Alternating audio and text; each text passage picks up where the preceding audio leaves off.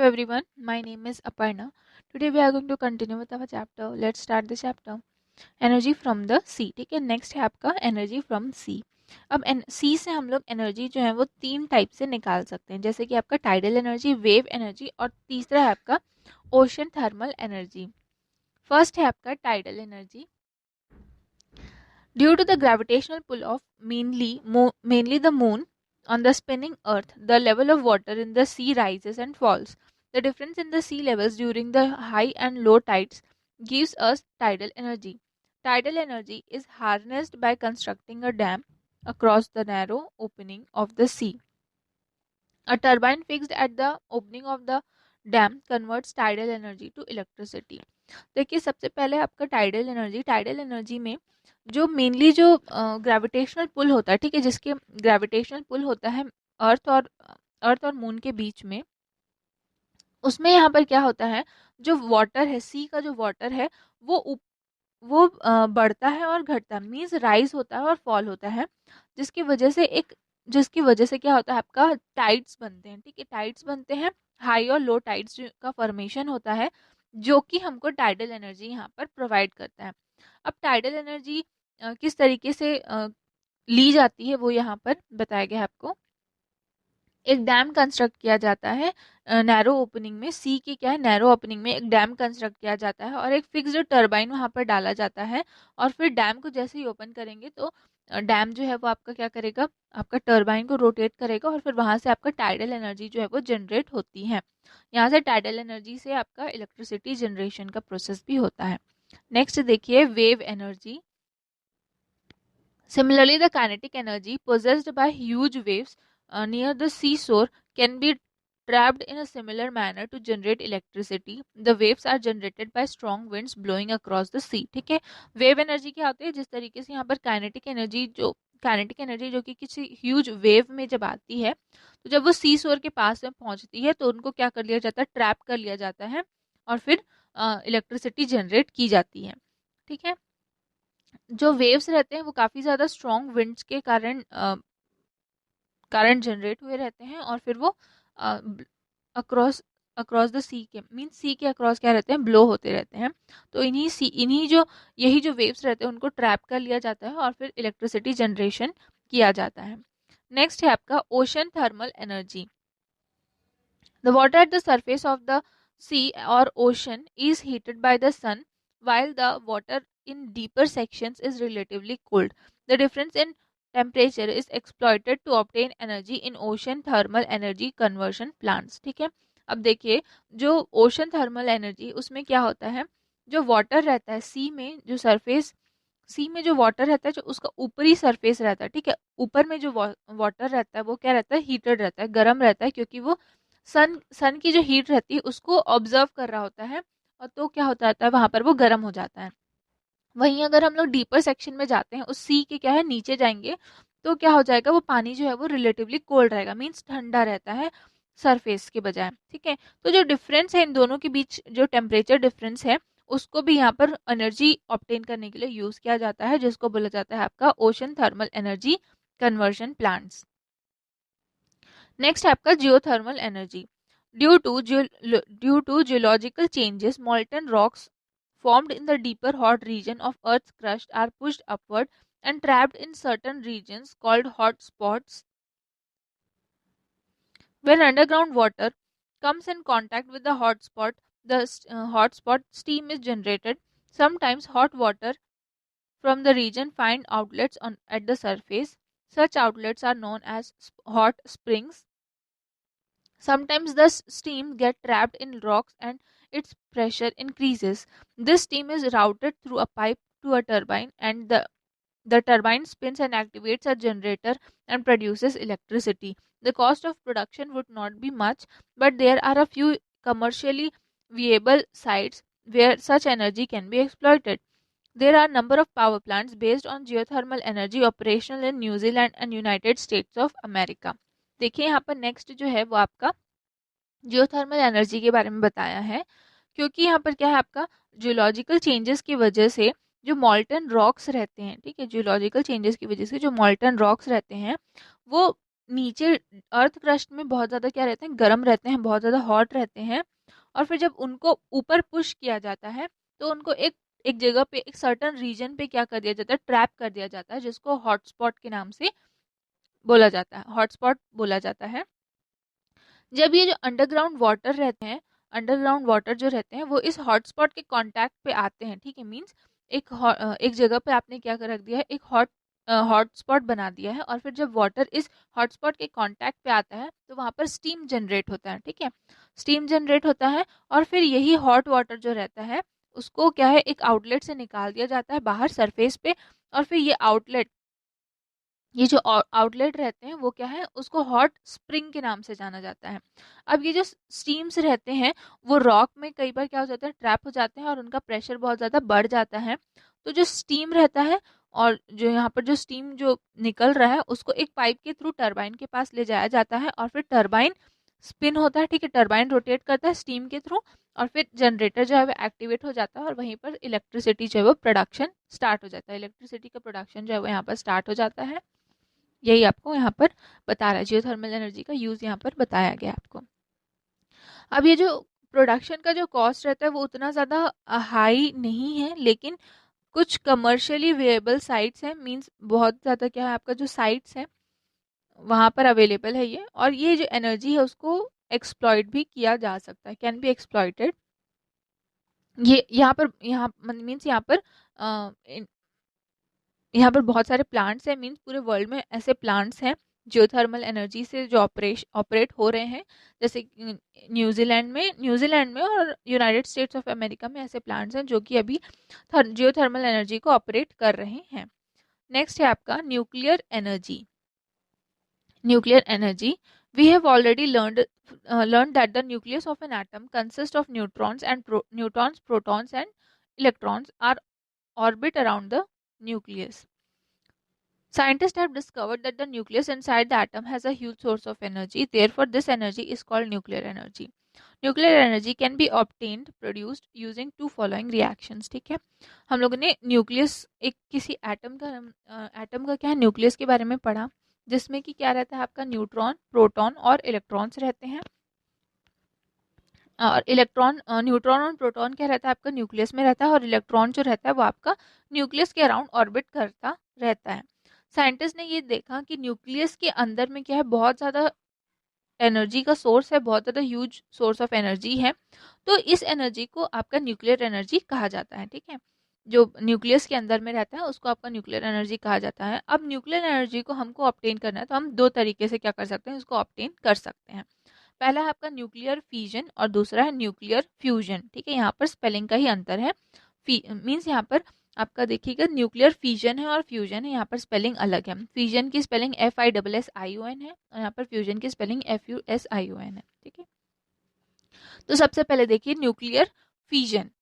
Nuclear fission is a reaction the nucleus of a heavy atom such as uranium, plutonium or thorium when bombarded with low energy neutrons can be split apart into lighter nuclei if the mass of the original nucleus is just a little more than the sum of the masses of the individual products. After bombardment, a huge quantity of energy is released. The fusion of an atom of uranium, for example, produces 10 million times the energy produced by the combustion of an atom of carbon from coal. In the nuclear reactor designed for electric power generation, such nuclear fuel can be part of a self-sustaining fission chain reaction that releases energy at a controlled rate. The released energy can be used to produce steam and further generate electricity. अब देखिए यहाँ पर क्या है, nuclear fission जो है वो आपका जो हैवी एटम्स रहते हैं, जैसे कि यूरेनियम हो गया, आपका प्लूटोनियम हो गया, थोरियम होगा, उसको क्या किया जाता है, लो एनर्जी न्यूट्रॉन के साथ में बॉम्बार्ड किया जाता है, मीन्स टकराया जाता है, और फिर टकराने के बाद में जो यूरेनियम के जो एटम्स रहते हैं वो लाइटर न्यूक्लियाई में स्प्लिट हो जाते हैं, अलग अलग न्यूक्लियाई में स्प्लिट हो जाते हैं। उनका जो मास रहता है ओरिजिनल न्यूक्लियस के रहता है वो थोड़ा सा ज़्यादा रहता है इंडिविजुअल मास के बॉम्बार्डमेंट के बाद में, मींस ठीक है, यहाँ पर जो दो आपका क्या हो रहा है, स्प्लिट हुआ है न्यूक्लियाई, जो दो स्प्लिट हुआ है उससे ज़्यादा वो क्या रहता है, जो दो न्यूक्लियर स्प्लिट रहता है उसका जो मास है वो ज़्यादा रहता है बजाय इंडिविजुअल प्रोडक्ट के। जो इस बम्बार्डेड करने के बाद में, मीन्स टकराने के बाद में काफ़ी ज़्यादा एनर्जी जो है वो रिलीज होती है। अगर हम इसको कंपेयर करेंगे यूरेनियम के एटम को, तो करीब 10 मिलियन टाइम्स ज़्यादा एनर्जी हमको मिलती है अगर हम उतने ही अमाउंट के कोल को क्या करेंगे, बर्न करेंगे, तो उसके हिसाब से 10 मिलियन टाइम्स ज़्यादा हमको एनर्जी यहाँ पर प्रोड्यूस मिलती है। 10 मिलियन टाइम्स ज़्यादा हमको एनर्जी जो है वो मिलता है। अब ये जो न्यूक्लियर रिएक्टर है उसको डिज़ाइन किया गया है, डिज़ाइंड न्यूक्लियर रिएक्टर को डिज़ाइन किया गया है इलेक्ट्रिक पावर जनरेशन के लिए, जैसे कि जिसको न्यूक्लियर फ्यूल के नाम से भी, न्यूक्लियर फ्यूल भी कहते हैं। इसमें क्या किया जाता है, ये जो चेन रिएक्शन रहता है जिसमें एनर्जी रिलीज होती है, उनको उसको कंट्रोल्ड रेट पे किया जाता है, मीन्स उसको कंट्रोल किया जाता है, और फिर जो एनर्जी रिलीज हुई है उसको स्टीम को प्रोड्यूस करने के लिए यूज़ किया जाता है, और उसके बाद फिर फर्दर जो इलेक्ट्रिसिटी है वो जनरेट की जाती है।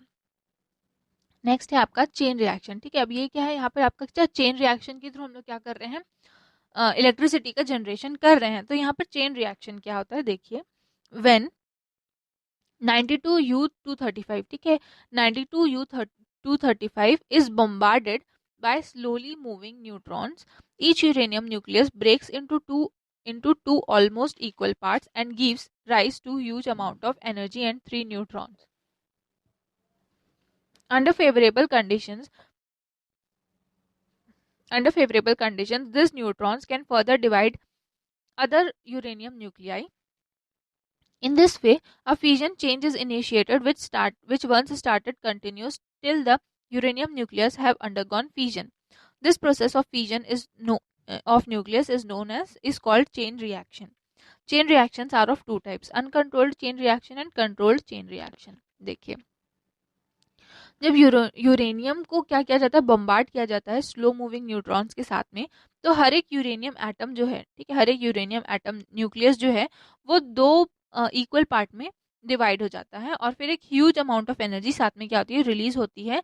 और साथ में, ठीक है, जो एनर्जी रिलीज होती है उसके साथ में 3 न्यूट्रॉन्स भी रिलीज होते हैं। ठीक है, सपोज कर लिया ये आपका क्या है, आपका न्यूक्लियस न्यूट्रॉन्स है, और ये आपका टारगेट न्यूक्लियस है, मीन्स ये आपका यूरेनियम एटम है। तो इसको ये जब दोनों बॉम्बार्ड होगा तो साथ में दो प्रोडक्ट आपका निकलेगा जो कि इक्वल अमाउंट में क्या रहेगा, इक्वल पार्ट में डिवाइड होता है। एक भी आपका फ्यूजन प्रोडक्ट हो गया, ये भी फ्यूजन प्रोडक्ट है। दो आपका क्या हो गए, इक्वल पार्ट में न्यूक्लियस जो है वो ब्रेक हुए, यूरेनियम के न्यूक्लियस ब्रेक हुए। इसके साथ में न्यूट्रॉन्स भी क्या है यहाँ पर निकले, दे देखिए, ये न्यूट्रॉन्स है, ये भी आपका न्यूट्रॉन्स है, ये भी आपका न्यूट्रॉन्स है, साथ में ये 3 न्यूट्रॉन्स और अलग से निकले। अब अगर फेवरेबल, अगर ये जो न्यूट्रॉन्स है उनको फेवरेबल कंडीशंस पे ला दिया जाए, तो ये जो न्यूट्रॉन्स हैं उनको और फर्दर यूरेनियम न्यूक्लियाई से क्या किया जा सकता है, बॉम्बार्ड किया जा सकता है, और फिर से वो क्या करेगा, यही टाइप का रिएक्शन जो है वो प्रोड्यूस करेगा, और फिर से आपका न्यूट्रॉन यहाँ पर प्रोड्यूस होगा, और न्यूट्रॉन फिर से प्रोड्यूस होगा, तो फिर से हम लोग उसको क्या करेंगे, न्यूक्लियाई एटम, यूरेनियम एटम से टकराएंगे। इसके थ्रू क्या होता है, एक चेन रिएक्शन टाइप का फॉर्म हो जाता है, जिसको यहाँ पर चेन रिएक्शन कहा जाता है। अब ये जो फ्यूजन है, ठीक है, आपका ये क्या, आपका ये जो प्रोसेस है फ्यूजन का, ये जो प्रोसेस यहाँ से स्टार्ट हो रहा है वो क्या है आपका, उसी को स्टार्ट हो रहा है, उसी को आपका चेन रिएक्शन कहा जाता है। चेन रिएक्शन को दो टाइप्स में बांटा जा सकता है। पहला आपका अनकंट्रोल्ड चेन रिएक्शन, और दूसरा है कंट्रोल्ड चेन रिएक्शन। देखते हैं अनकंट्रोल्ड चेन रिएक्शन।